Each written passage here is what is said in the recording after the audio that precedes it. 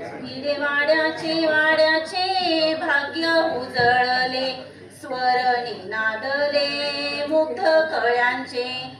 पहिली शाळा भिडेंच्या वाड्यात, भरली थाटात शिकवी बाळा।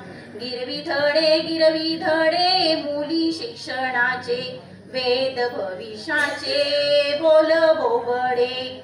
शेण गोळ्यांचा साही साऊ मारा, ज्ञान गंगाधारा मान स्त्रियांचा।